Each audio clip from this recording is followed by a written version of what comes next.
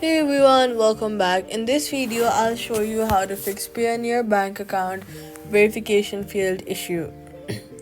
First, check if you've entered the correct bank details. Make sure that the account number, bank name, and the SWIFT or routing code are correct. Even one small mistake can cause verification failure.